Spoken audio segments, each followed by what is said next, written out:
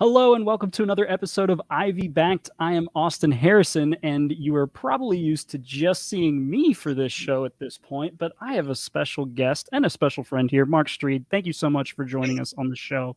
Yeah. Will you tell people a little bit about who you are? Yeah. So I work for the Dice Tower. You can see all my videos there, at least 98% of them. I do most of the Kickstarter preview videos, crowdfunding, not just Kickstarter, obviously GameFound, everywhere. Yep. So, and we even do some published games for previews. So it's not just strictly meant for crowdfunding. So, yeah.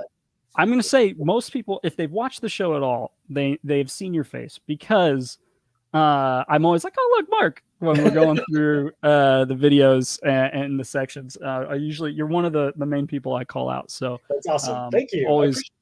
Always fun to see your face when I'm going through and looking at campaigns. So the show, if you have not watched it before, is about looking at campaigns from a publisher's perspective, but publishers are obviously not the only or even the main perspective. The main one is the backer's perspective, but then there's also the influencer's perspective. So when Mark and I were talking about the show, I thought it'd be really fun to bring him on and just see if we had different like tidbits and ideas and things to talk about on each campaign. And just kind of toss that around. And obviously people that have, been a fan of Moonrakers, Revealed Fate, or Mythic Mischief have seen Mark interact with us on a number of occasions. And so it's just always fun to have you around, Mark. So I appreciate it. It's a ton of fun to be here. So cool. Anytime. Well, let's look at some pages, shall we? Yeah. One of the nice things I really like about your show that you do is that you come from a very professional background. So your critiques of the pages are really from a marketing standpoint more than the publisher, because you have that huge marketing background, and a lot of board game companies don't really have that presence, so to say. Well, I appreciate that. Thank you. I love that you say I come from a very professional background. My wife would probably disagree with you. She would say unprofessional, but no, I totally get what you're saying, and I appreciate that. Thank you very much. Now, this first game, I think we both just, on our research, we stopped researching and we just geeked out about the minis, right? Yeah, this is, of course, Lords of Ragnarok. 100%. I mean, it's Awakened Realms. Yeah. You can just say that they have probably the best minis of any game, right? It's so good. It is. They're just incredibly detailed, and they're weighted really nice when you actually get the final product. They're so well done. And as I was kidding earlier, I was saying that, I suspect this page, if it was just the miniatures, would fund just as well. Yeah. They don't need anything else. They could just put the miniatures. Really don't need a game around it. However, the game looks fantastic. I haven't played it, I have to say. Sorry about that. You're fine. It's probably Alex calling you, telling you. Probably Alex complaining, right? So the thing is, guys played it. I watched the live. I skimmed through it anyway. It looks fantastic. The board, the layout. I love games with player boards and all that. So it looks really, really good. Oh yeah, it does. And I want to know like about this rondel here, like how that works. Whether it's a nice feeling, because I like rondels. Merchants of the Dark Roads that's coming out, or Merchants of the Dark Roads. I love that game. That rondel on there is so good. That was a panda game. Yeah. We got a hot take from Alex though. He says, "Man, I love Awakened Realms minis, but I think the best mini company is Mythic." I can see it. I can definitely see it. But I also have Nemesis over there, and those minis on the most recent campaign are so good. They're so good. However, I would say Ragnarok rivals that, at least from the pictures. These look incredibly detailed, more than any of their previous ones, I would say. Man, I mean, just this, I love this breakdown of like the different attachments and how it's all put together. It's really, really nice. But yeah, and Alex also said, man, I love the charming guy in the cap, and Mark is pretty awesome too.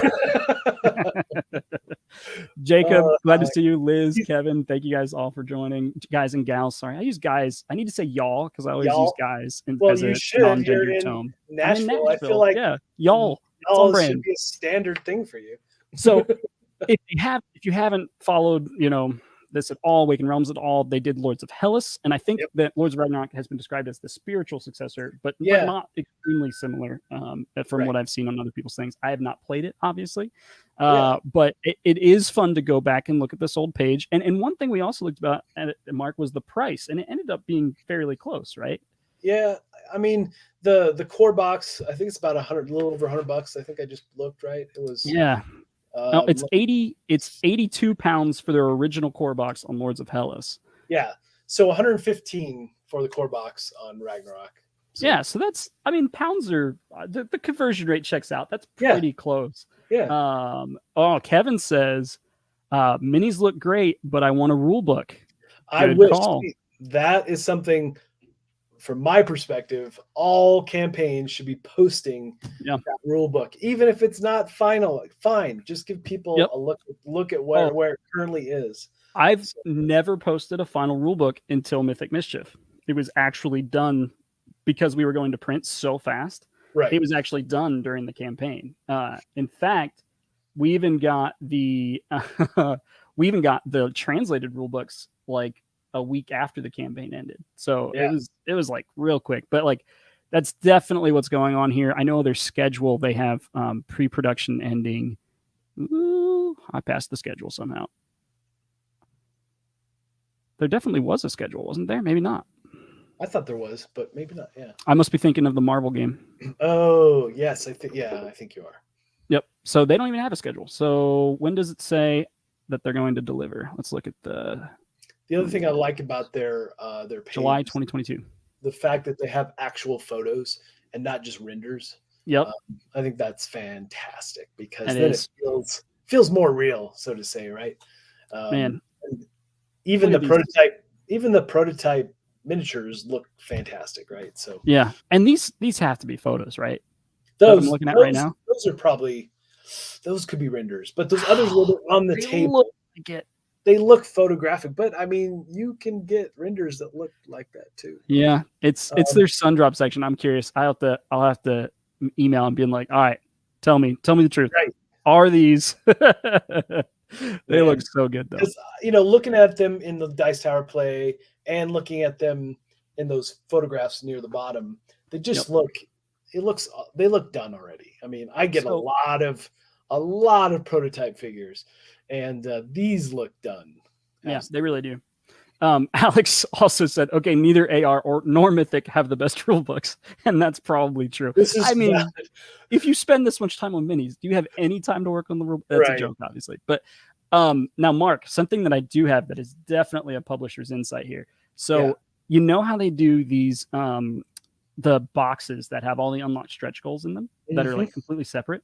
Yeah. They said in a call that we had with them for Mythic Mischief when they were giving us some advice on running a campaign on GameFound, they said that they were doing, they had all these stretch goals and people liked them, but they were like, the moment we put all of those stretch goals in a brand new box and had it be something that like no one else was ever going to get, and that it was like, this is why you back this campaign now.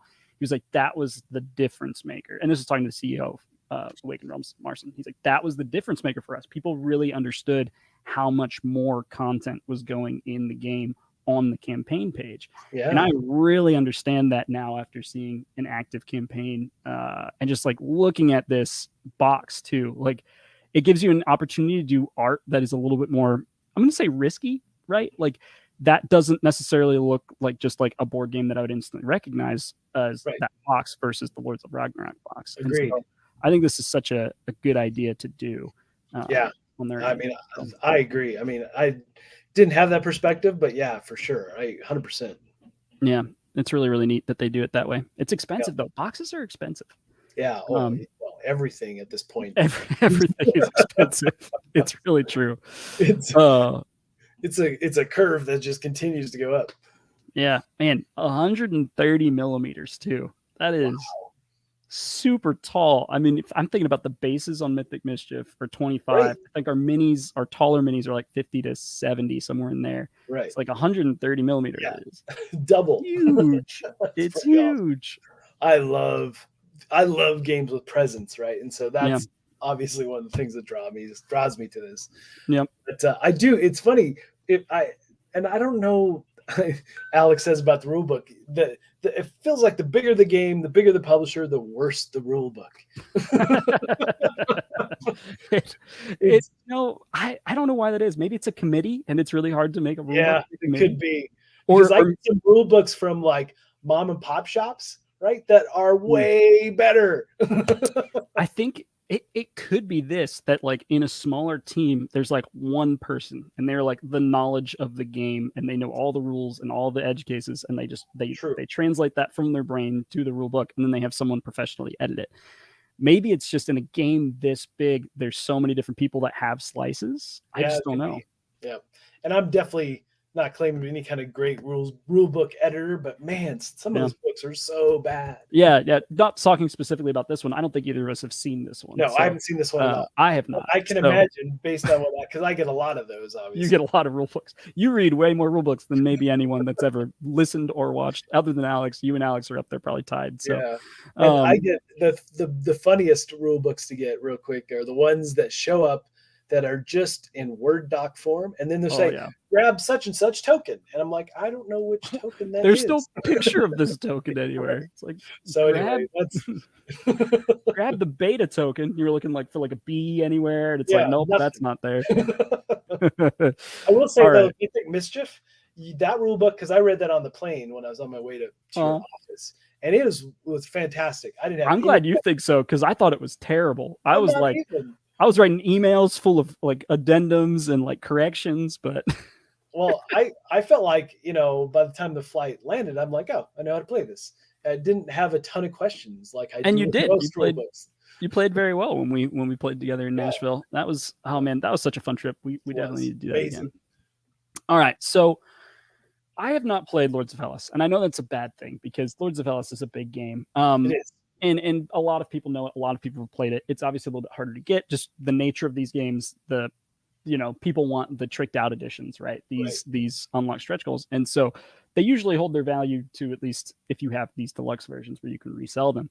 But I've just never really seen one at a price that I could pick up easily. And then also I don't have a game group that's into these games like I am. Yeah, most of my game group is medium, and they would call this a little bit heavier. Right. For sure. So I need to play these games at like a con or something where I'll have more time and more opportunity to do it. But I'm really starting to run out of space. Oh man. Do you keep most of the prototypes you get? At this point, no, sadly, I generally hold on to stuff for like 6 months unless it's a game I really liked or something. Then I just keep. But I have a spare room down here in the studio where literally floor to ceiling prototypes, and then every 6 months or so I give people that amount of time, and then I'll take them and donate them to like a library, or I used to give several games to like Children's Hospital, but because of the pandemic they won't take stuff anymore. No, it's really sad, actually. That is sad. So there are some, unfortunately, that do just hit the recycle bin, so I generally keep, any components though, just to have on hand for stuff. A lot of prototypes though are just not nearly done enough to even want to keep in your collection. Like, it's very true. I mean, if like Alex's version of Mythic Mischief is falling apart. Like the minis were all 3D printed at my house, so I'm pretty sure there's not a mini that's still standing probably. Board Game Hype says, "Yo, the best human. What is up, Dr. Streed?" Hey, how's it going? So you got some fans in the audience for sure. Aaron says, I have the tricked out version of Lords of Hellas. Next time I see you, Austin, I will try and bring it. Aaron, yes, let's do that sometime. That's awesome. I've only played it once, actually. So nice. Yeah. We have some people trolling me right now, Mark, in the comment section. I am making an area control game, and by I mean our team is working on an area control game. Probably not coming until 2023. But Alex and Jacob are saying, you would never need to play Lords of Hellas unless you were considering making an area control game. So, thanks, guys. I definitely don't need to play it. Have you ever played Adrenaline? I haven't. Is that another one you recommend? I would recommend it. Adrenaline is a Euro-esque game, but also it is basically a first-person shooter. It's Unreal Tournament. Oh. But what's funny is that the area control is your character. Nice. So it's like King of the Hill. Yeah, it is. It's a ton of fun. So, hey, Nick's making me feel better. He said, I have never heard of Lords of Hellas until I started following Lords of Ragnarok, so don't feel bad. I do think, Nick, that it was happening right around the time I was getting into the industry, because November 2017 is before I think 2017 is probably the first time I backed anything on Kickstarter. Which Okay. What was the first thing? So I backed 2 games that year or in 2018. One was a Mistborn game. It was House War. And the other one would have been One Hit Kill, I think. Okay. It was a card game. Yep. And that was like the beginning of my like getting into I would say the new age of board games, Nice. past like the Catans and the older games. Totally. Yeah. All right. So we could talk for hours and never look at this page. So I'm gonna go through a few more things that I thought were really, really unique. The monsters okay, so we could talk about the miniatures all day, and this will be the last thing I say. Off the chart. I mean, anyone can make a really cool dragon miniature, right? Yeah. Like everyone that is in miniatures has made a really cool dragon miniatures. Who has made a tree mech before? Because that troll like thing, it's unlike any miniature I've ever seen before. It's awesome. And so it's like at some point they're just like innovating based on the type of things they are making cool. Like it's not just like we have cool dragons, right? Because like everyone now has 4 dragons that they don't actually even use for the game it came with. They're just using for D&D nights. Like we're past backing miniature campaigns just for that. And so I'm really excited that they have done really cool minis. Yeah. I feel like these 2 would end up, at least a couple at a time would end up as ornaments on my desk. Nice. Definitely. Because they're so amazing looking. Yep. We also talked about these before we got on here. So like the different, the player colors. Yep. I love how they're not standard either. Yes, there are repeats. There are 6 of these army models, but they are not repeated through the different colors. So it's not like a TI4 situation where everyone has the same looking ships. Right. Even the bases are substantial with detail. Yeah. I love the look of it. It's great. I'm really pumped to get this one. Usually I don't have our backing level on the page. I tend to unlog or log out before I start, but I did leave it up there accidentally today, so you can see we were at the larger pledge there. But yeah, the board looks great. That black circle in the middle is for that rondel. Yep. And is it magnetic? Have you seen anywhere if it's magnetic or not? I assume. Know. I hope it is because it's so cool. I can't imagine it not being magnetic at this point, right? Like I feel like it has to be, but maybe they would call it out more if it was magnetic. Yeah, you would think, right? You would think they'd make a pointer about it, but man, that would be cool if it is. There's no on this image. There is no like pin. I know. So I think it has to be magnetic, but it's going to float all over the board, right? yeah. It's just free floating. Yeah, it's got to be magnetic, but we're not going to. Don't quote us on it, but that's my guess. All right, cool. Inserts. You got to have a good insert for a good mini game. So I'm really happy that they showed that. Also, I mean, they got to be really close to production to be able to show this insert with everything in it. Inserts usually come pretty late in the whole process. Just because you don't want to change it once you've made it. So for sure. Like I mean, Panda won't even a lot of times like manufacturers don't even require you to have the insert ready when you go to production because it's the last thing you do. Sure. And so I'm really happy that they've already got it. That looks like a picture to me too, not it does. Although it still can be a render, who knows? Yeah, you just never know. Renders are getting too good, aren't they? So good, yeah. What do you think of the jumble of cards? Do you feel like that layout really works for you? It's not. It's also just on like a plain white background. It's just not. It's not anything special, but like honestly, like you're not buying this game for the cards, right? And I think you're not. And I think it just depends on the game. I would like to see, like, I wish that those were the column width instead of 2, because I would like to see the artwork. Yeah, especially these artifact cards. Like that artwork looks especially dope. The artifact cards. Yeah, I agree with you. I do. Yep. Yeah, like just make the page a little longer because it is not a long page. I mean, and I get it. I mean, they're like, we have miniatures. Oh, and a game. Yeah, but I mean, but I've heard great things about the game. Yeah, me too. So I think maybe they could add a little bit more of like hype about the game and not just the minis, because the page is just designed around minis. Like the first section is just okay. We have language. Yep. And then there's a core box, and then it's minis for the next like 10 scrolls. Yep. Which is fine. And more minis. Oh, this Heimdall monument. It's so cool. Yeah. I don't think I saw this on my first look through. That's going on my desk. Yeah, that is also going to go on my desk unless Zach or Sam take the game from me. But Well, that's possible, right? more info coming soon on day 7. New Yeah, big stretch goal reveal every 2 I like that days. too. So I like the fact that when campaigns um, do like daily reveals or daily content or weekly content, something to not just say, oh, all we care about is the first 24 hours. Yep. Yep. No, I Well, completely agree. And it's something that like I feel like my team needs to improve upon because yeah, we don't do stretch goals and right, we just include things to the beginning. And we're not going to, well, we might change that. We're not planning on changing that drastically. And it's like, how do you keep that excitement up? And how do you keep yeah, people coming back to the page? How do you keep people sharing about it? And so, yep, I don't think we've unlocked that quite yet. But I really like seeing things like this. yep, But I mean, it's planned from the beginning, right? It's so add-ons are such a it's so different between different campaigns, but most bigger campaigns, like things are planned to be in the game, right? Like this insert is done. yeah, Like they're not changing this insert to fit a new add-on. So the add-ons right. are already planned for. Planned for, yeah, Uh-huh. And so it's definitely one of those things that it's just like it's a little bit of smoke and mirrors, but also I've sure, seen campaigns recently that they were like, well, we're going to cancel the project because we're at 20 grand and we have, six stretch goals that we really wanted to hit that we didn't hit that were already right, planned to be in the game. And obviously it's not what's happening here. They're going to hit all of these.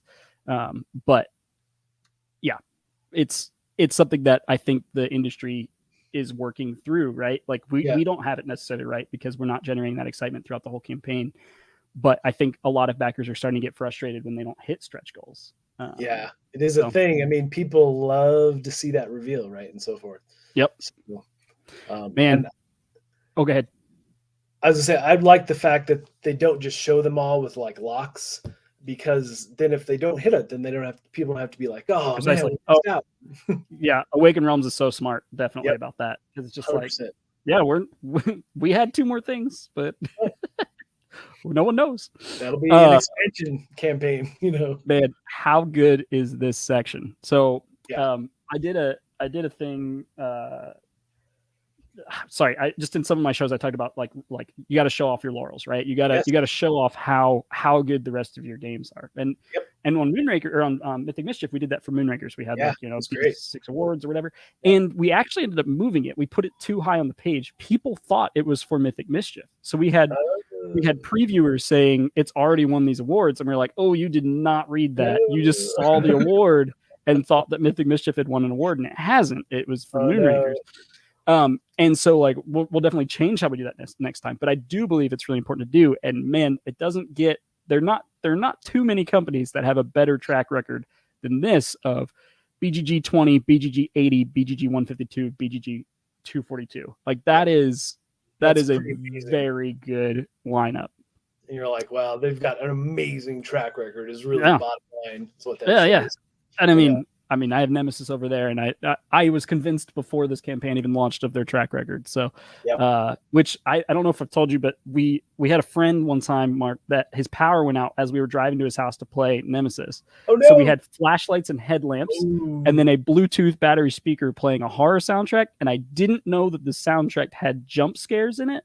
And so there was a scream, and I nearly tipped out the back of my chair while playing Nemesis one time. But anyway, not important for Yeah, this that's campaign. awesome. I love it. Jesse choking Alex, so That's obviously perfect. that went That's well. appropriate. Right? Yep. We got a Dice Tower playthrough. Yeah, was that Yep. the team in Florida? Is that who did this one? Yeah, there was I believe Roy, Mike, and Tom. I think it was those 3. All right. So, Tom said, slaying monsters, attacking armies, and building gigantic monuments all comes together in a blaze of theme and fun. Prepare for Ragnarok. Great. nice. Oh, Great. nice. How Great. Plays got one in with a mystery guest. Interesting. Ooh. I don't think I've ever seen them play a game with someone else since they relaunched. So Yeah. that's cool. Oh, look at these pictures. Yeah, Mark. see, these are the pictures I was talking about. I love to see this because then you feel like, okay, the game is more real. It's done too. Yeah. And these are the kind of shots that I like to do in my B-roll, right? Yeah. Which I love your B-roll. I talk about that all the time when I watch your things. Your That's B-roll's awesome. great. Thanks. Yeah. Yeah, I feel like, and I'm not dissing anybody. I just feel like the camera overhead is overdone, and I want to have the camera on the table. I want angles. I want shadows, soft focus. I want to show the pretty of the game, right? So I love to stand up cards and just have Nice. some flavor of soft focus behind the cards, Totally. all kinds of things like that. So Yeah. You have the equipment and the knowledge to show off a game where most Kickstarter creators will not have that ability. yeah, So it's great. It's great to have you as an asset and Dice Tower as an asset to do that, as well as just take a look at the game. So yeah, I think that's awesome. I think it's something to really add to it.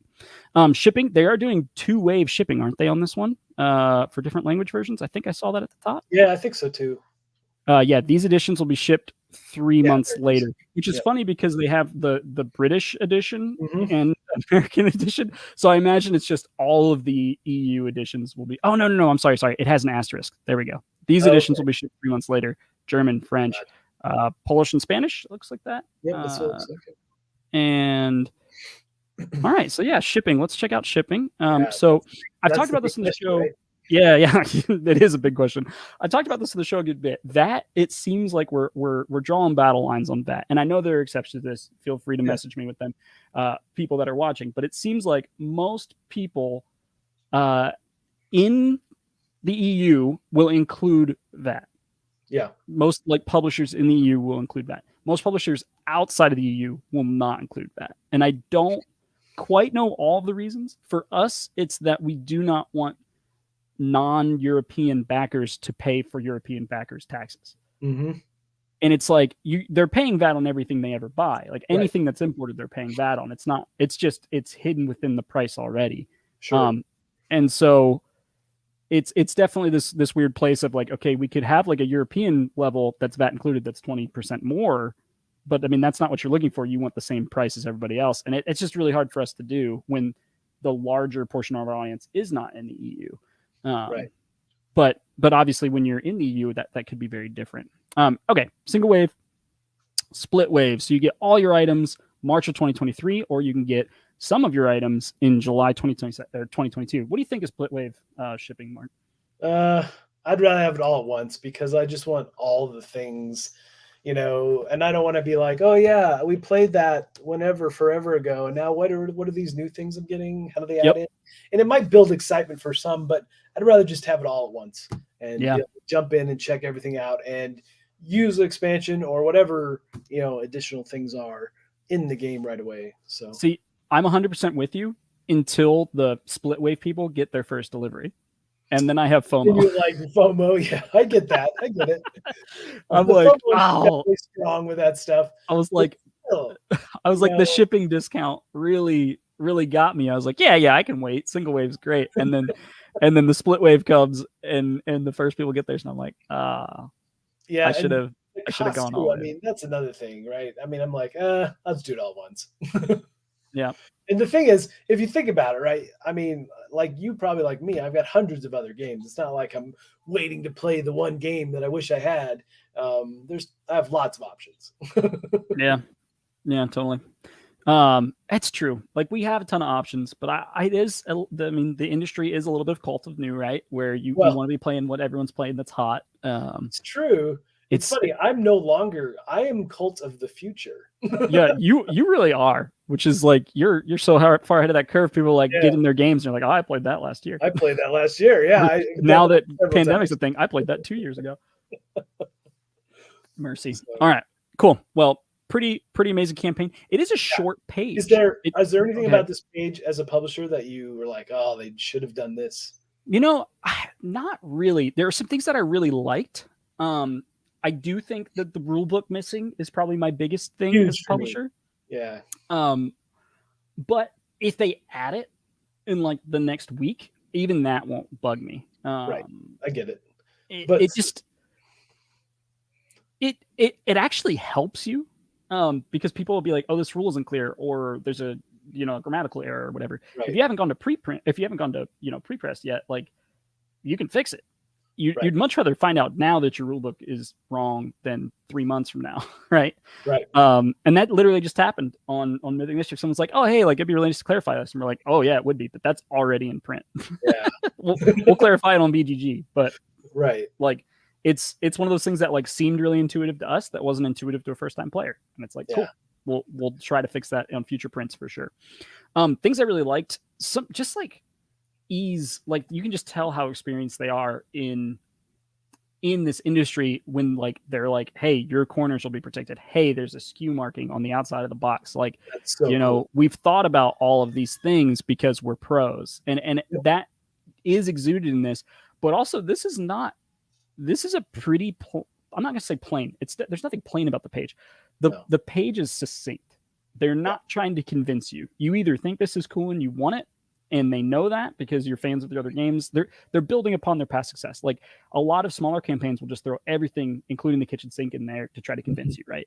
And most people don't even read that. It's just fluff that gets lost. And this is just a very direct page. Maybe too direct. Maybe I want the rule book. Maybe I want a little bit more information on how to play, because I don't know a lot of how to play by looking at this. For me, that's the big thing. I think it really falls down there for me, because I will always scroll a page to find the rule book first. And if there isn't a rule book, then I look for those series of GIFs that give me a quick overview of how the game plays, because I want to know, is this just an area control? And then you start reading or skimming through a rule book or seeing the animated plays. And you're like, oh, okay, there is way more to it than just area control. Now, I will say that, and I'm curious of your thought about this. As a previewer, had you previewed this page, I think you would have a higher than normal viewer count, because really the way you figure out how this game plays is by watching these 4 videos. Yes. Because this is all we have as far as gameplay, right? We have that's it. Epic territory control with multiple victory conditions, control and fight mythical monsters, and region control strategy, and then create your own isometric strategy, which I love. I mean, I'm for this. I think this is a fine section, but you're right. Like, compared to most games, there's not a lot of info how to play. But yeah, I think those are my 2 critiques. It's definitely overall extremely excited to get this game. Think it's some of the best miniatures. Think they're incredibly experienced and well thought out as far as their approach to things. So yeah, it's a solid thing. I like this. We offer a 91% no questions asked refund. 9% goes toward payment processing, game found, and administrative fees. Now, I will say that they are also game found, so this is the one situation where that's a little bit of double dipping. But for as like a policy as a game company, I love it when usually there's like a 100% return for like the first week after the fees are kind of collected. And honestly, like there's a little bit of an error on our thing where like if you left the pin in your account, like you deleted the whole pledge and you left the pin in, it like caused an error where it charged you for the whole pledge still. Oh, really? And so we had like 5, it was only like 5 people. Okay. Like, hey, like I tried to delete this like the last day and I did something wrong. And so we just gave them 100% back. Okay. But usually it's like, between 90 and 95% that will refund, just because you do have fees that you can't get back as a publisher. So I like seeing that in their sections on here. Most people do it these days. Cool. Well, that is Lords of Ragnarok. I think it looks incredible, and I'm really excited to get it. And I'm excited to just put those miniatures on my desk. Like, yeah, really.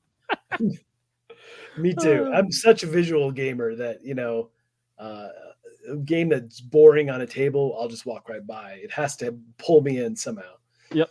Ooh, Kevin gave me a real good, reminder that the Why Back Now section's missing. Oh, yeah. There is no Why Back Now section. Yep. Now, it is pretty clear, and I think it's right here. It's just the stretch goals. Like, this box is why you back now. That is. Yep.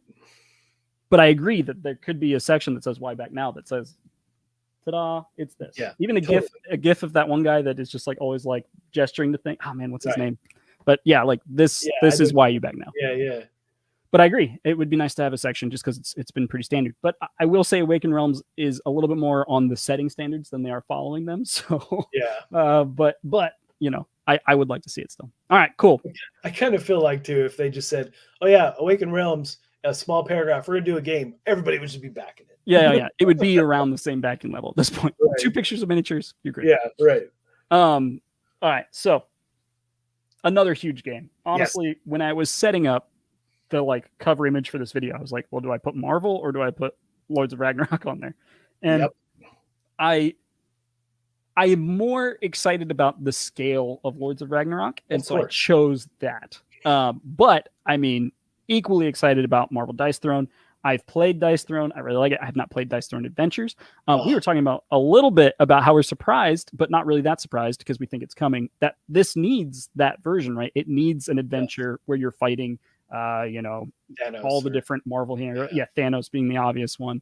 And how that has to be in the works, right? Like we don't have any. I don't have any inside information. Don't tell us if you do, but that has to be in the works. Yeah, you would hope so. I mean, Dice Throne Adventures is so fun. I mean, it's literally you take the characters and throw them in a dungeon crawl adventure. Yep. Just the fact that you have the cards and dice already in play for a battle game, it's like you have your character sheet for any dungeon crawl that you could possibly want. So they do such a good job of that.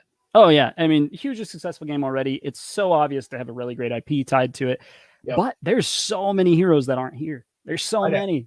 There's just gonna be more, It's coming. It's coming for sure. And it makes sense to spread it out when you have something that costs how much these games cost on Kickstarter. It makes sense to spread it out on 3 different Kickstarters across 3 different years so that you get people to keep buying in. And it also takes a long time to develop and balance and do all that stuff. So I totally get why they're splitting it up. But I had one person that I saw on some threads, and they were just like, it's so weird that like the heroes are fighting each other. And I was like, have you watched the Marvel movies? I was like, half these people fight each other, or half the heroes fight each other at once. So, and at what point as a kid or even now, you have I wonder what would happen if Thor and Doctor Strange fought, right? You always wonder that stuff. Oh yeah, totally. And I mean, it doesn't bother me. It didn't bother me at all. And I didn't even think about it until the person commented. And I was like, I kind of see what you're doing or saying, but like also that's coming. Like Thanos is coming eventually, right? Like it is headed this way. Totally.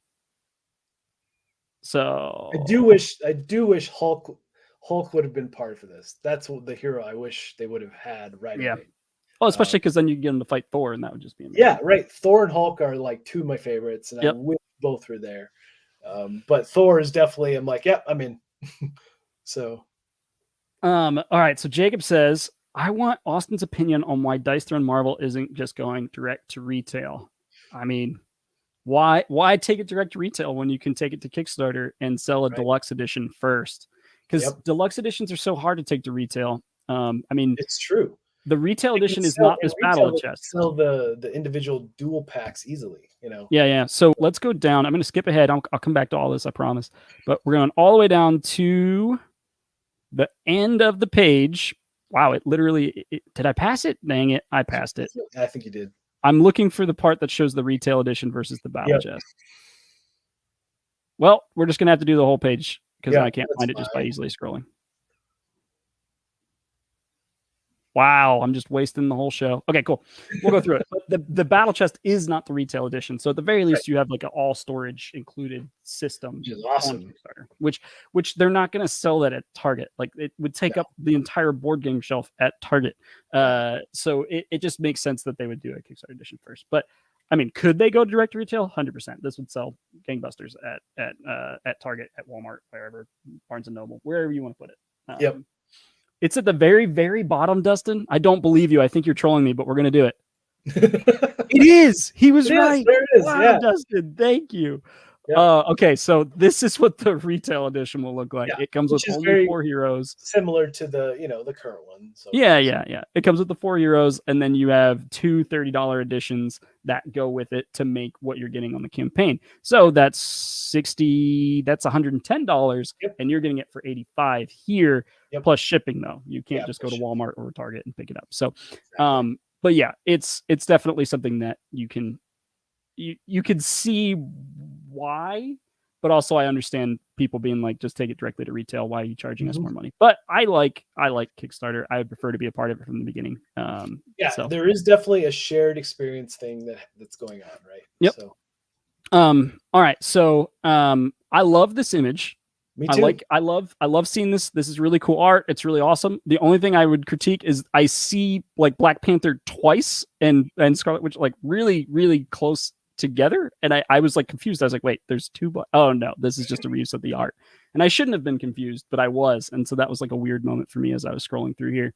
8+, so they have to do some extra safety checks Right. on this, because it is a game that they are marketing at least partially toward a younger audience. Right. I see why they did that, but I also don't necessarily think they had to, but it will Right. definitely help them at Yeah, retail. I mean, dice are always one of the things for Yeah. that too, and there's little tokens for some Little of the tokens, characters. and the dice aren't huge. They're Right. probably the standard They're like 16 normal. Yeah. millimeter.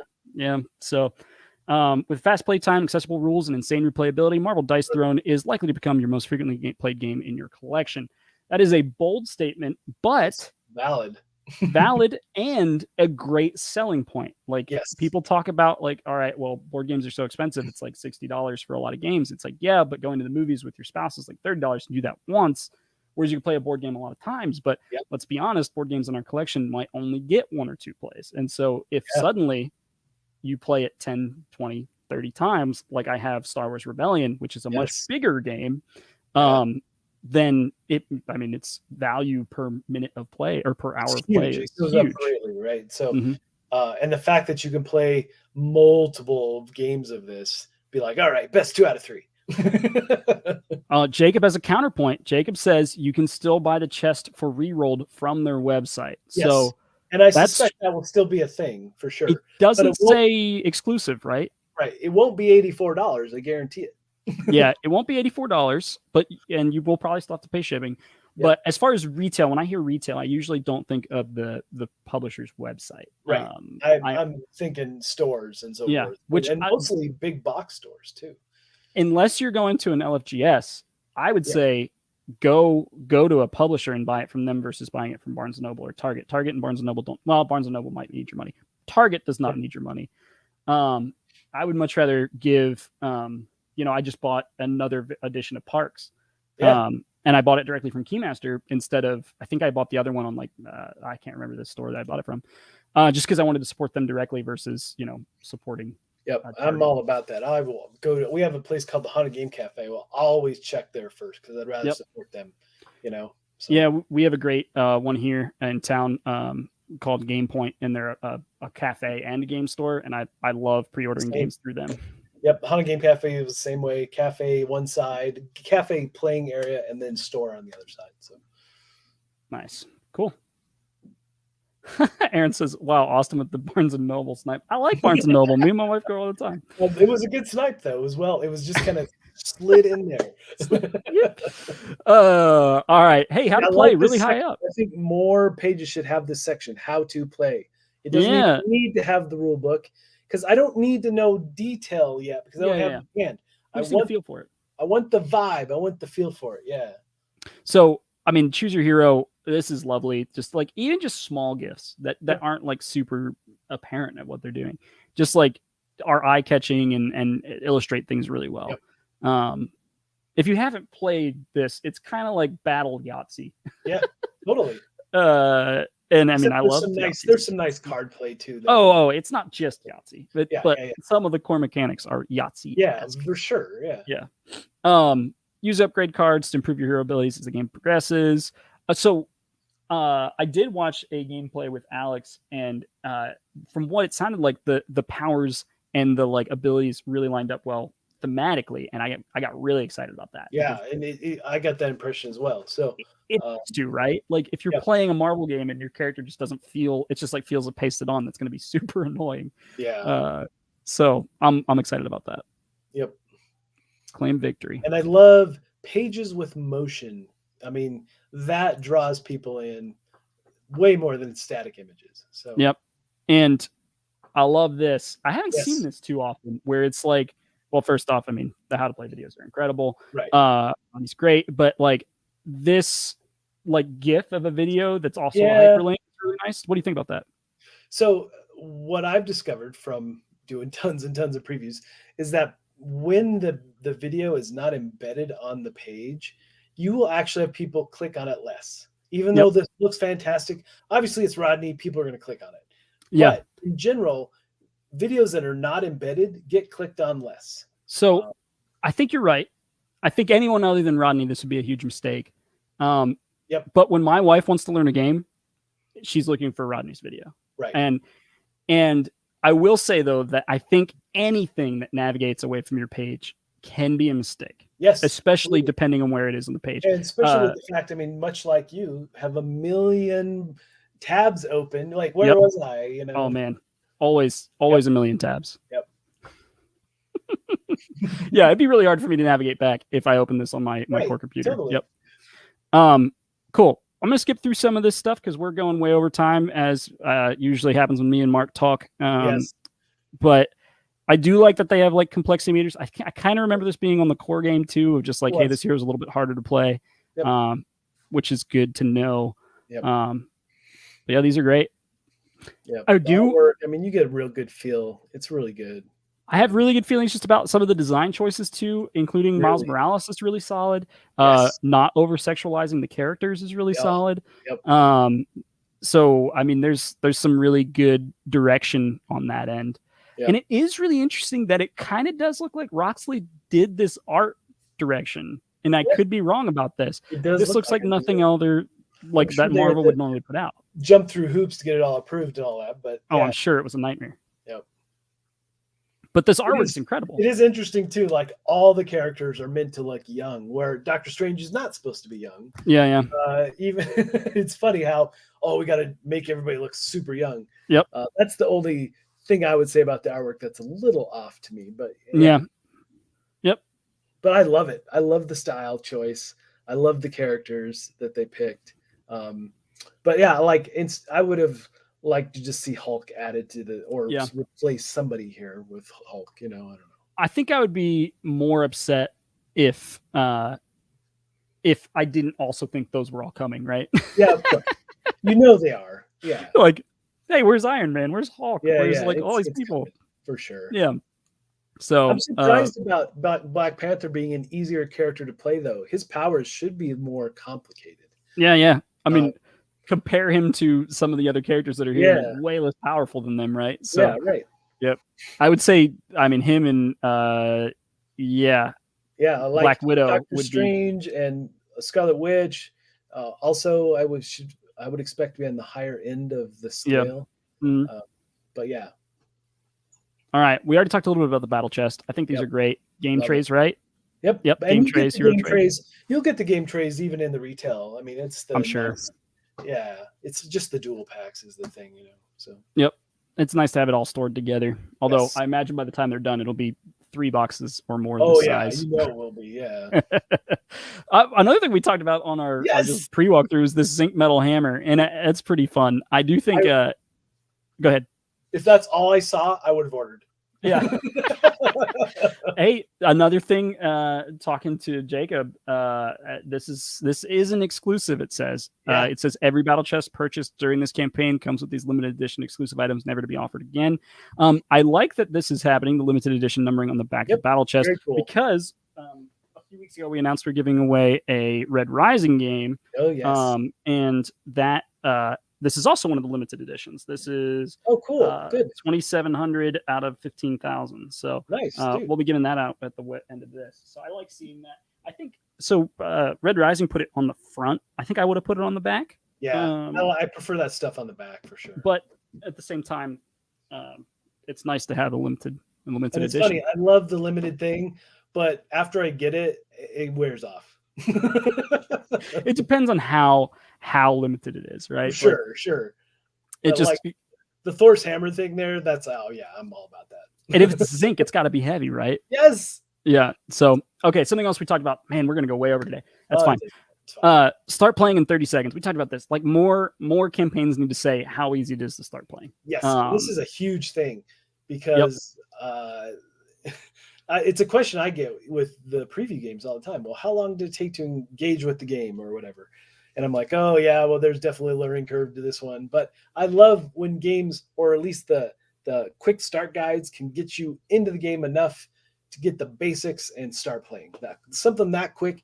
And I do agree that at least with the old version of this game, you could easily jump in pretty quickly and learn it fast. So yeah, totally. Hero sleeves. I don't sleeve my cards. It's $39, which is a lot, but I get it because of how many different artwork pieces there are. Yep. They look really nice. Yep. I don't really sleeve.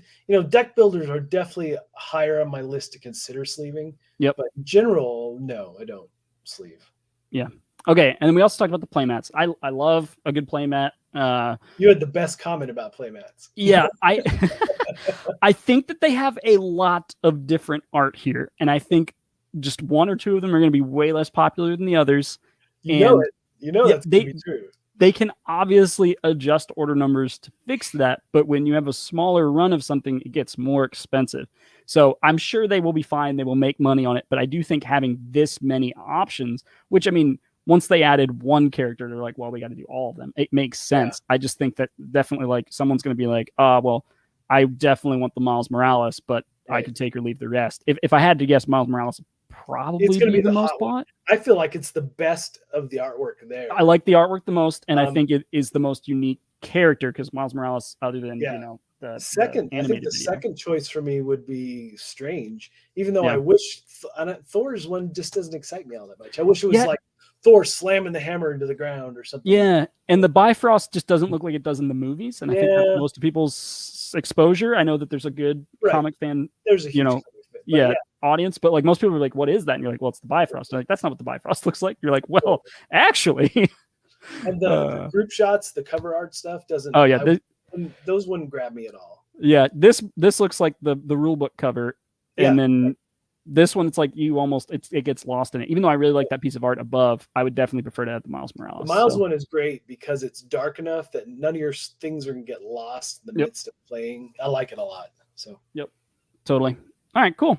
Well, they have the dice tray. I think that'll sell well. You have a bundle, which I usually, when you see a bundle, you see it as a pledge level. So I thought that was interesting that they did an add-on bundle. And I think that this is probably, I actually don't remember what pledge manager they're using. Do you remember seeing that anywhere on here? I do not remember. I just backed and didn't even pay attention. I'm not even sure they have said. It says pledge manager opens, but I don't see...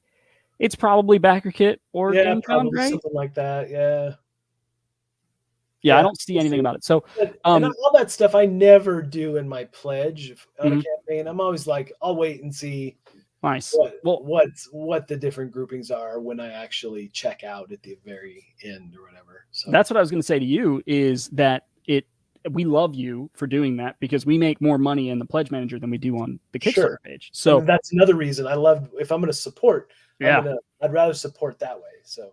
Yep. Oh, and that's definitely why they have this add-on bundle here and not over here. Totally. Well, but I mean, if they did it over here, they might be funding at 1.5 million though now. You know, like it depends on $80 is a lot. Depends on what your conversion rate is. But like, I don't think I would grab that bundle. You know, I might get. I like dice trays. I'm a big fan of dice trays, so I might do that. It's also weird that you can't choose your playmat. Right. You get these two playmats. I think like could you pick the two that you want? You know. Yep. I think if you could choose the two you want, this would be very highly picked. I wonder if these two are the ones they're planning on taking to retail, and that's why they're part of the bundle. Guaranteed, because it's the most generic. You bet. Yep. Game for everyone. I think this is a lovely section. It's an accessibility section. It's got different complexity levels, which is nice. But I thought that was really, really nice and a nice way to illustrate it too. And as a straight up comparison, this page is much better done. Well, much better made than the Ragnarok one, I feel like. So. I think it's so hard to compare apples to oranges just on the types of campaigns they are, because this is definitely a more... It is, but I'm just talking about layout and motion and artwork and graphics. This page gives you way more feel for the game than... 100%. You definitely have a better feel for the game. I agree with you there. I'm glad they showed this because it won't be a surprise to people how thin it is. For sure. If they didn't show this, I think people would be like, "Oh my gosh, it's like so thin." But like, it's on the page. That's your fault if you didn't know what you were getting. Right. So obviously, it's meant to be like, "Oh, this could be a first player token kind of thing." So Yep. Why back now? There it is. There it is. It was Dustin, I think, or Kevin who told me to look for it. I can't remember who it was now. I think it was Kevin. It was Kevin. Yep. Okay. Thanks, Kevin. So we got limited edition battle chest. Everyone who backs this campaign will receive a battle chest, which includes the Mjolnir hammer, uniquely numbered box. So I wonder if they have another battle chest they'll continue selling after that, or if it'll just be the leftovers of this battle chest. Because it said like 25,000 X of 25,000. That's a lot of games. I mean, right now they're not even close to that, right? Like they're at 9,000. So if they are actually printing 25,000, what are they doing with the other 15,000 that they're going to have? So yeah, we'll see what happens with that. Discounted pricing. Early delivery, reduced shipping. We are kicking in a subsidy to make the shipping as affordable as we can. Cool. Let's get into what Which is that really is. cool.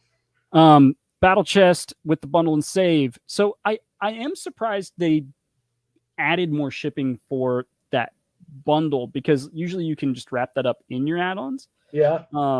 But when you do it that way, then you end up for these like Zone 5, which is a lot of further out, harder places to ship to. Yeah. It makes sense to have them split out there, but like I would almost just want that included in the Zone 1. But it makes sense. I get it. It does add weight to the box. It adds dimensions to the box. It does. To make it smaller, Definitely, so. the dimensions is probably even the bigger part of that, right? Yeah. So Plus, shipping is such a mess right now that like anywhere you can save some of that cost is really good. yeah, big time. Yeah, cool. Additional add-ons may require additional shipping and will be calculated separately in the pledge manager. How do you feel about like the shipping zone way of doing this? It's having like countries. I like it. I like the zone because then you just quickly go reference and you're like, okay, Yep. I'm on Zone 3 or whatever. Yep. So, I don't hate it. I think it would have Right. been easier to set it up this way too, versus how I set it up, which is like every single country has its own thing. Yeah, definitely. But the layout of that, I mean, it works really well, right? I mean, you Yep. just get a sense and so forth. Now, the thing is, can you isolate that down into generically across any campaign? Zones are always going to mean the same thing. That would be the nice thing, right? So. Yeah, that would be wonderful. Let's make that happen. Can you just make it standard across Right? the entire industry? Let's do that. Totally. I would love that. Be good. In fact, let's just make shipping standard across the entire Yeah, industry. that would be Perfect. even better. That is how I would that. expect it to be for a country where is Roxley? Do you know where Roxley is off the top of your I head? do not know off the top of my head. Why is that not scrolling up? Roxley, where are you?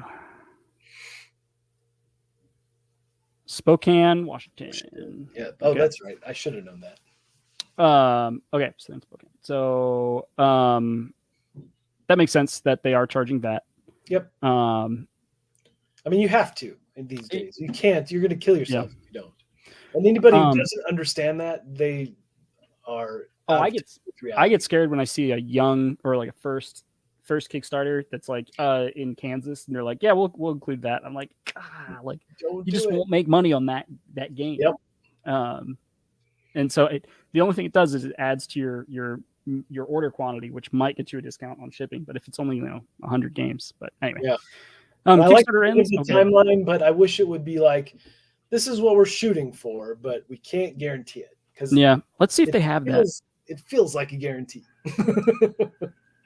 Our team has gone to great lengths to ensure this product is developed as much as it possibly can before launching the campaign. As such, we're aiming for a 7-month turnaround between campaign when the campaign launches and you receive your game.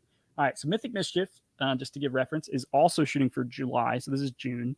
Yep. And it ended a month before, maybe a month and a half before. It is already in pre-production, nearing production. Cool. The Chinese New Year is going to screw with that a little bit. Yeah, it always does. But it's got to screw with them too, assuming they are producing in China, I think. Yeah. I can't imagine them producing somewhere else. And so if they're not completing pre-press until November and production starting sometime after in December, because their pledge manager closes December 31st. So I assume they'll place their order numbers sometime in December or in January. So manufacturing is completed right now on their schedule during Chinese New Year. Yeah. Which maybe they're not producing in China. Yeah, maybe. It's just paper and dice. There's no minis or anything. Right. It could be outside of China. It would make more sense for this timeline for me. Sure. Because like there's just not much that happens in February because of Chinese New Year. Yeah. So maybe they're trying to produce before Chinese New Year. Anyway, freight loaded on boats. Product arrives for fulfillment in May. Fulfillment begins in June. We're all praying that the whole backup at our ports in America is fixed by then, because otherwise they could just be sitting in the water between May and June and not start fulfillment until August because they just can't get it off the boats. Or heck, like what just happened off the coast of Washington, a boat caught fire and then lost 20 shipments of shipping containers. And I was just like, how many games are on that ship? Yeah. And I have Moonrakers in the water, not off the coast of Seattle. I think off the coast of LA. Otherwise, I would have been panicking. Yeah. Because I have like 10,000 Moonrakers games on the way right now, Mark. So that would have been terrifying. Yeah, it would have. Holy cow. So, Dane says, "Hey Austin, who's hosting this Cosmo playtest? I can do it if you need." Dane, if you don't mind setting that up, I was expecting to be done by now, and we're going a little long. So if you don't mind doing that, bud, that'd be amazing. Thanks, Dane. I can, if you want to just pass the host off, I can come in as soon as I'm done. Thanks. Sorry, guys. Cool. So that's them. Big team as you'd expect for a game this size. But yeah, love seeing them like call out the beta team here. Yep, I like that too. I like seeing the team, and obviously, for me, who I need to do stat screens for my videos, I'm very keen on. Do you have the right team people on there? Because half the time, I'll go try to get stuff, and it says NA for an artist. I'm like, really? Come on. Oh yeah, like if you go on BGG, even I remember that when you sent us Moonrakers, BGG didn't have Zach listed, and I was like, oh no, Mark, I need you to add Zach real fast, and then didn't have Zach listed for like a year, and I kept on forgetting to do it. So Dane also says, hey Mark, so hey. Nice. Hey, Nick says, let's get those teleporters so shipping is fast and easy. Yeah, that'd be nice. Man, I would love that. Let's make that happen. So I have to ask you, this is a question I keep wondering all the time. At what, shipping containers are what, like 30 and 35K? Oh my gosh. Right? It fluctuates, but yeah. At what point does it make it more feasible to just print the game in the US? Do they have to hit like 50K, or what's the threshold? Yeah, so the US is actually hard because it's not just how much money it costs. Is it possible? Is it possible? And because in general, I could get it assembled in the United States, no problem, but they would ship components from all over the world. Of course they would. Yeah, of course they would. So at that point, are you actually saving? You're not anything? saving at that point. But if you could actually, let's say like Poland. I was going to say, let's say Ivy said, hey, we're done with this. We're going to set up our own manufacturing, do everything here. Oh man, if like Simon or some other ones were like, hey, we're going to Alabama and we're opening a factory. Yep. Would you be interested in doing a print run of one of your already finished games just to see if the quality can hold up? We would probably be interested in trying to do something like that. The problem is the startup costs would be $100 million. It's just like no board game company has the capital to try it. Right. I'm just wondering at what point with shipping containers you're like, oh my gosh. We have to do something different. Yeah, I mean, for a lot of companies, we're already there, right? We're already there. Yeah. Like they planned 2 years ago for a Kickstarter for a $3,000 shipping container, and it's 10x that now. And their whole campaign was $250K, which sounds like a lot of money until you realize that 150 that was production, and then they took a $50,000 salary, and then they had to pay for VAT and all this other stuff and Kickstarter fees. That was 10%, and it's like, okay, cool, we have $20,000 to get this game to the United States, and that was our whole profit margin. And now we're going to have to go $10,000 in debt to even get the games here.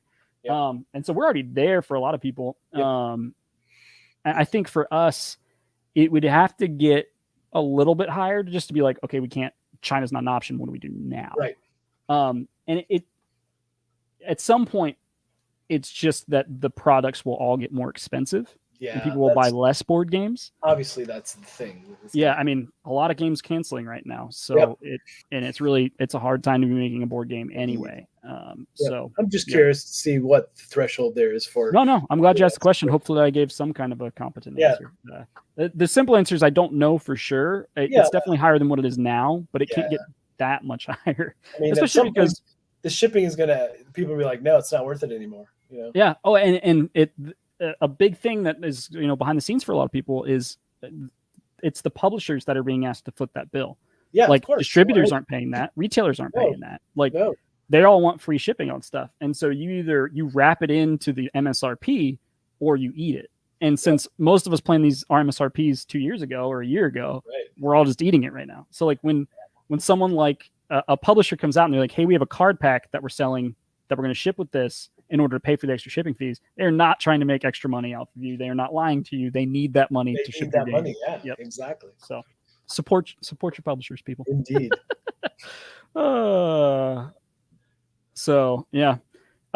Nick says, at what point does 3D printing become cheaper than molding? Oh, Nick, if 3D printing were viable, I would love that. It's not. It's not yet. As Alex, I doubt he's able to still watch. He's probably doing something with his kids at this point.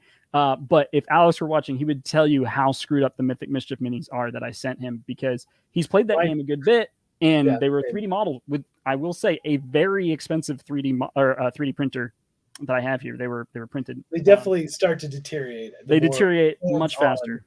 And that's the thing. It's really the oil from your fingers. Yep. It's surprising how quickly that stuff deteriorates. But yeah, we had at some point though, 3D printing is going to get there. Oh, it will get there eventually. Yep. We had playtesters at cons that were, you have a little mini like this, and they have a massive tome keeper that's this huge miniature, and they're just like counting out steps and like catching people, and they're excited, so they just smack the heads with the bottom of the tome keeper, and just heads just flying off everywhere while you're playing at Origins. It was a massacre, but that's what happens. It's really, and they're so brittle, right? Because I had a big miniature from another campaign on my desk. It was a prototype.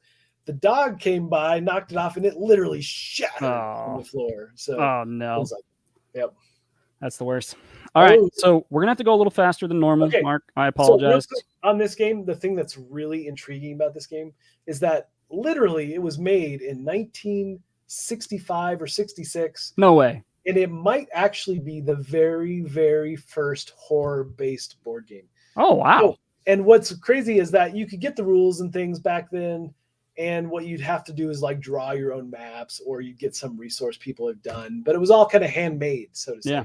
And then I think it was 92 that they had their first actual print run. So it's got this cult following for sure. Oh yeah, that's awesome. And this version is straight up, a new coat of paint, some polish to the rules, and it's really quite good. And they're going to have a 2-player variant, which never had before, and then some additional add-ons and so forth. But I mean, the box looks awesome. I really want that to be like a foil or something. It looks really, really cool. It would be amazing, right? Yeah. But I think, and he's definitely one with a lower funding goal, which might be wise at the moment with all the giant shadows. But I mean, he's got some support to make this game. And I'm just glad to see that it's actually going to get made, because it has that old school game feel to it, but enough polish to go, oh, there's definitely more here than just, a roll and move kind of game. And it's a battle royale. You're fighting against all your fellow players at the table. You're gathering items from runes. And the neat thing though, is that you're playing like terrible villains from the Victorian era. It doesn't say Jack the Ripper, but you have like a Jack the Ripper character. Right. And they're forever endlessly in Dracula's castle, fighting for eternity to pay for their terribleness in life. So I love the theme behind this. So Age of the Atom says the art on this one is amazing. Reminds me of the Mondo Unmatched art. Fantastic. Yep. It's really, really good. I love the artwork. I loved the gameplay, and it had standees, at least the prototype that I have, and I kind of want it to be standees because it has that classic feel to it. Mm-hmm. All backers will receive a free PDF copy of the upcoming Damnation, the Gothic game novel by Fraser Lee. So that's cool. It's pretty neat too. So the history on this one just makes me want it so bad, even if I hadn't done a preview. And of course, all your characters have their own unique traits that you can use through the course of the game, and you will die in this game. The game's played pretty quick. There's lots of brutal things that happen. Lots. So there's traps. There's instant death all over the place in this game. But when you do die, you start to haunt the other players. So your board will flip over, and you get to perform actions on your turn, trying to sway the outcome and so forth. So nice. The price is pretty good too. It's competitively priced at $55. Yep. I love the layout of the page. I liked again that he had animated. This is kind of how the game plays. Yeah, no, I saw that. It's nice, and there's it's very interesting. Like just I like the flow. I like the look of it. I know there have been people that are like, oh, it's a roll and move. I'm not into that, but like it's also like a classic. It looks like there's a lot of stuff like on top of that. It's not. There's tons, and there's fantastic. You're choosing which way you're going. Yeah, you are. And there's all kinds of things to mitigate dice rolls and change them. You roll a second dice with it that can give you a candlelight that you can add a plus or minus to your rolls. Right. Things like that too. And there's all kinds of events and different cards that you get that can modify that. And they have this interesting thing called the rule of adjacency. So if you end next to somebody and you can decide to not attack them, instead you can choose to determine their next path on their turn. Oh, so like influencing them. Yeah, right into a trap. You're right into a trap. All right, cool. So we got some of the heroes. There's a Dracula card. Yes. Nice Oh, vampire. Is that's this a another new? cool thing I didn't even mention. You move into the room with Dracula or the vampire, and there is a cost. You take like 3 damage as soon as you enter the room with him when he's there, and then you get to control him for 6 turns. Oh wow! If you don't get him back to the room before he runs out of his turns, you die. Oh So man! there's definitely a cost, but he has such amazing powers to go after the other players. And when he does go after the other players, he can add time back to his track. So it's a whole nother crazy element to the game. Yeah, this is a cool page. It looks like he had run this campaign in 2019. Yeah, we tried. It was like an early. It's canceled. I mean, huge improvements on the page. Just huge like improvement. Scrolling just through this page versus the game that page. In general, just huge improvements. Yeah, looks really cool. I'm glad it's funding. There's this time track too that literally things ramp up fast. So those Death Knell cards at the very top are very much change the rules of the game as you play.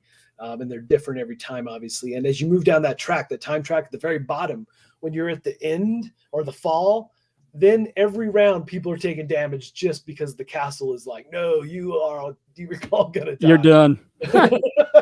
Yeah, so don't get to the fall. Kill everyone else before that. So, That's cool. I love games with time pressure. It definitely has that sense. So yeah, well, really cool page. Yeah. I'm not a horror person. Oh, this is terrifying. Yeah, I'm not either a horror bust. Like I'm not really hugely into horror movies or games, but this game the thing is, it was just a ton of fun. It didn't feel like it was super dark or. You liked the Night Cage too, didn't you? I did. I love the Night Cage. I thought you did. Yep. Our Discord loved that one. Oh, hey, who's this? Who did this? Yeah. I bet you this is going to be our friend. Talking about that B-roll. That was some of the animation. But I bet you got from here on, you can see some. Yeah, there you go. Nice. Love that stuff, right? And I just love how you prop stuff. Yeah, I mean, again, it's all about showing the pretty, right? Yep. Awesome. Cool. All right, shipping. Actually, pretty affordable shipping. Pretty affordable. Yeah. And then do they talk about VAT anywhere? Yep. That will be charged to the pledge manager for all orders destined for the UK and EU. Makes sense. It's very clear and upfront. And again, if people don't understand that, they're out of touch. Hey, Backer Kit. Yep. The Backer Kit team, especially since the CrowdX merger, has been really good. That's what I've heard. Really good. Yeah. I really like a few of the people over there. We wanted to use them on Mythic Mischief when we made the change to GameFound. I had to put that aside for a little while, but I hope we get to partner with them again in the future. I've heard all good things. So with and then did you want to touch on Downtown Chase as well? This game, I feel like it just is not. It's the shadows are so overbearing. Oh man, yeah. Launching with Lords of Ragnarok and Marvel Dice Throne is a rough time for anybody to be launching. Such a rough time. And then Too Many Bones is out there and so forth. Oh gosh, Too Many Bones is still alive. Yeah, this is a rough time. So rough. But anyway, this game has this. So you have this character who's the seedy character. He's wronged everybody in some way. So you're gunning for him. Everybody in the game is gunning for him. You move around the city and you're trying to eliminate him. Be the first one to eliminate Johnny the Quick. And they call him JTQ for short.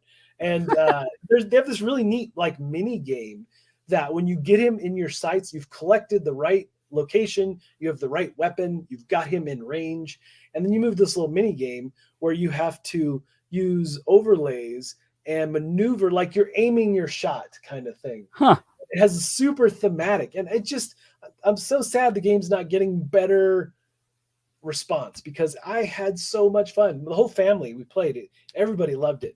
And you have that polyomino feel for that aiming aspect of the game. Just some really neat aspects here, and it deserves a much better look. Yeah, so there's the mini game for the aiming. If you go back up there, right here, a little bit higher, there. So so you play that to try to eliminate him, but really it's like you're aiming your weapon. It's a really interesting aspect, and there's a bodyguard who the other players will control to try to block you to do so. So nice, but yeah.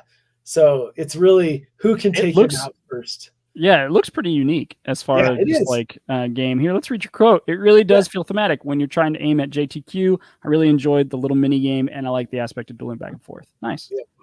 A lot. They have a lot of press quotes. They do, and it just isn't. Are they Carly? We all had an odd level of joint satisfaction. I love that. That's funny. Pledge levels, you got print and play, you Yep. got the STLs for the minis, and then the base game 64. And then Yep. you got a board, goes through what's in the box. And I mean, there's it looks interesting. I would definitely love to play this. I mean, it was really fun. We had a good, just an enjoyable play for sure.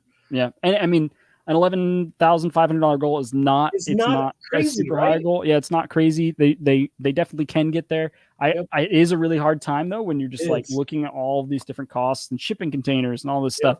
It's just like, man, do you want to face that? But yeah, it's. I mean, if someone like Chip Theory had done this game, it would already be $500,000 or something. So it's really down to the fact that they're just unknown. They're unknown. It's sad at the moment, and just in general, not just these folks, but there's been some really good games out there that are just getting missed. A lot of games canceling about their funding goals right now, right around 20K, 30K on like a 20K goal, and it's really hard to not just make the game. People are like, well, they shouldn't set the funding goal that low. If they can't make the game, but you had the way that the game is played on crowdfunding, you kind of have to fund the first day, and if you want to fund the first day, you have to put it in like a real approachable number. So usually that number is not what do they actually need to break even. It's what do they need to do to produce the game and get it to you. The problem with that is it doesn't pay them back for all of the work, all of the art, all of the previews, all of the the shipping. It's just what did it cost to produce and get it to people. And so you really feel for people. You and I have talked about this one thing, but one of the biggest things that bug me in general about crowdfunding in the board game world, that it doesn't work this way anywhere else. Because in the tech industry, I went through several campaigns with like HP and just various companies, but only in the board game world is it like, well, if you don't fund in the 21st 24, you don't fund. I'm like, what? That's not how marketing works. Yeah. It forces you to artificially like start promoting and selling your game before it's ever live. Yes. And you have done the best job of that ever with Moonrakers. Thank you. And you literally spent almost a year touting this game before you went to the campaign, and then you knocked it out of the park. And thanks. And it was still terribly scary pushing that launch button, I'll tell you. But I always use you as an example. You need to talk to these people. Yeah, and that was all the animation studio background of just like, we launched we launched Bounty Smash, a digital game, an iPhone game or a phone game, and it just didn't do well, and that's because we didn't do that on that game. We learned our lesson there, and we're like, all right, we gotta actually promote this thing before it launches. And we still have people all the time that give us advice, or like are talking to other creators, giving them advice. And you're like, well, don't advertise before the campaign launches. And I'm like, I understand that your biggest bang for your buck might be when they can actually buy it, right? Like you want to advertise when they can buy something, but that's really not how crowdfunding works. You have to get the excitement up ahead of time, or it's just not gonna. You can't. And if you can only buy so many eyeballs the first day, right? And if you're not doing it ahead of time, you need to have daily or weekly content and streams and chats, and you just keep pushing and pushing. Yeah, you can't rely on that first 40 hours. It's so insane to me. That's just not how things should be done. Well, Mark, sorry we didn't have as much time to cover Downtown Chase and Damnation, the Gothic game. The big games, obviously, the ones people like, and I will finish with just the fact that I know so many folks go, hey, I want to look at that giant game for you. I like the fact that I get to look at these little games and help out the little person, the little publisher who may not get those views. And for me, it's about helping them in general. And I'm not like others who maybe are just trying to get a ton of views for their channel, right? My goal is to help these people who may not get a view anywhere else. So 100%. And it's so important to have you or another influencer there on the page. It's like the number one mistake people make is not have that. But having the Dice Tower logo on your page and seeing Mark talk about your game is such a it's you're really good at it, but two, it's like this is the normal flow of board games. Like I've seen Mark's face and I've seen the Dice Tower logo on 80 other campaigns, and it gives you a sense of they are going through the required paths to launch a game. When I see a page that doesn't have a preview from someone I know at this point, I'm like, do they look at any other Kickstarters? Do they even understand the industry? And so I need to see a Dice Tower preview. I need to see someone else that I know on there in order to know that they've done their due diligence in a lot of ways. And I try really hard to make a huge mix of previews, right? I'm not just doing the Ragnaroks. I'm doing the tiny little party game. I'm doing, just all kinds of stuff to give this broad range of previews. So we're not like, oh, Mark only previews the big thematic games, which is what I would like to do. But but I have a ton of fun with these games. It's just really interesting to see some of the different directions people take, and maybe the game as a whole is not particularly solid all the way, but they have some time to work out the kinks and so forth. But in general, there's some really interesting takes that people have that you're not seeing in some of the bigger games. So totally. Yeah. Oh yeah. A lot of new mechanics are not in those bigger games. They're in the small games. Yep. Exactly. Cool. Well, I'm really happy you were here, Mark. I'm going to do a giveaway real fast, then we'll close up the show. All right. So maybe even a month ago, a few weeks ago, I said that we were going to do a giveaway on this episode of Fractal, Mythwind, and Don't Go In There. All of those games were awesome. I think most of them are done at this point. I said that at the very end that we would be giving away a copy of Red Rising, and this is a limited edition with the upgraded components. It is a fun game. I really enjoyed my playthroughs with my wife. I played it only 2 players, and I really want to get it up to 3-4 players. How many players does this play? Is it only 4? It's 6. It's up to 6. It's 6. Okay. I need to play it with more. If you have read the books, it adds a lot to the enjoyment, and it makes the cards make sense. And I think they did a really good job. Jamie did a really good job with that. Of just I like. There's combos, right? You're trying to combo cards, and like there's cards that are like if they're in their hand together, then they're bad. And it's like when you know the characters, it makes so much sense. And I'm like looking for those cards because I want like people that are in love to be together in my hand. And it's like, well, this is a bad way to play, but oh no, wait, it actually gives me points, so this is great. Right. So I really, really enjoyed the game. So we're gonna do a drawing for that right now. It is Brett Jardin played a game of Fractal and TTS. The game is amazing. So Brett, thanks for playing Fractal and thanks for watching our show. If you could reach out to me on Discord, it's just going to be Austin and then parentheses Ivy Studio. We will get you this game, this copy right here, the one that is in my house. Maybe I'll even send you a pin or something from one of our other games. Who knows? Yes, those pins are awesome too. Yeah, Brett Jardin, please reach out to me and we will make it happen. But yeah, I'm a big fan of the books, big fan of Stone Miner games. So was happy to be able to buy 2 of those and give one away finally. That's awesome. But yeah, Mark, such a pleasure as always to hang out with you. Yeah. Thank you for having me, man. Anytime I'm here. So. Yeah, it's very, very fun getting to chat with you and having your perspective on these games. Thanks so much for joining me as our first guest we've ever had on Ivy Backed. You're the one and only right now. So it's awesome. Awesome. Thank you so much for being here, and thanks for everyone for watching. Yeah, thanks guys. See ya.